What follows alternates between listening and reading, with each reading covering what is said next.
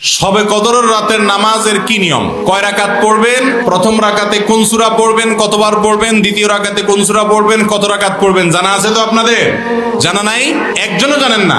ইন্না লিল্লাহি ওয়া ইন্না ইলাইহি রাজিউন। হাজার হাজার মানুষের বিশাল সমাবেশ, আপনারা একজনও শবে কদর নামাজের নিয়ম জানেন না?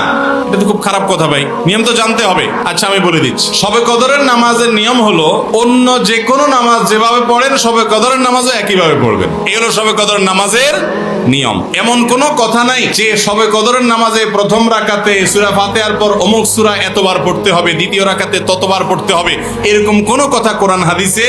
এগুলা মন গড়া বিভিন্ন সিস্টেম, বিভিন্ন পদ্ধতির কথা, বিভিন্ন আপনার বাজারে নামাজ শিক্ষার বই নামে অনেক বই আছে, সব বই না, কিছু কিছু বই আছে, এইসব বইতে শবে কদরের নামাজ এত রাকাত, প্রথম রাকাতের এই নিয়ম, দ্বিতীয় রাকাতের ওই নিয়ম, এরকম বিভিন্ন কথা বলা আছে। এগুলো সব ভিত্তিহীন, মন গড়া, এগুলো কোরআন হাদিসে নাই। কোরআন হাদিসে লাইলাতুল কদরে অন্য রাতের মতো আপনি নামাজ পড়বেন, একটু লম্বা সময় নিয়ে পড়বেন। যে কোনো রাতের নামাজ, তাহাজ্জুদের নামাজ লম্বা সময় নিয়ে পড়তে হয়, দীর্ঘ রাকাত, দীর্ঘ রুকু, দীর্ঘ সিজদা, আস্তে আস্তে তেলাওয়াত, আস্তে আস্তে তাসবিহ এবং সময় নিয়ে পড়বেন। দুই রাকাত করে পড়বেন। যে কোনো সূরা দিয়ে পড়তে পারেন, একবার পড়বেন না দুইবার পড়বেন সূরা ফাতিহার পরে সূরা, এটা আপনার ব্যাপার। কোন সূরা নির্ধারিত না। আপনি লাইলাতুল কদরের একটা জিনিস নির্ধারিত, সেটা হলো একটা দোয়া হাদিসে বর্ণিত হয়েছে। আম্মা জানা আয়েশা রাদিয়াল্লাহু তাআলা আনহাকে নবী করিম সাল্লাল্লাহু আলাইহি ওয়াসাল্লাম শিক্ষা দিয়েছেন, তুমি যদি লাইলাতুল কদর পাও তাহলে দোয়া করবা। কি দোয়া? আল্লাহুম্মা ইন্নাকা আফুউন তুহিব্বুল আফওয়া ফাআফু আন্নী। আল্লাহ আপনি ক্ষমাশীল, ক্ষমা করতে ভালোবাসেন, অতএব আমাকে ক্ষমা করে দেন।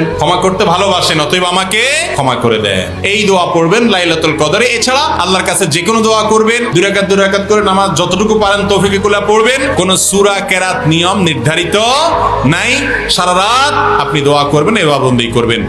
আর এই শবে কদর পাওয়ার জন্য, শবে কদরের ইবাদতের আশায় রমজানের শেষ রাতে, শেষ 10 রাতের সবগুলোতে, বিশেষ করে বেজরগুলোতে বেশি বেশি করে করবেন। শুধু 27 তারিখকেই করবেন, অন্যগুলোতে ঘুমাবেন। এটা সুন্নাহ সম্মত লাইলাতুল কদরের তালাশ নয়।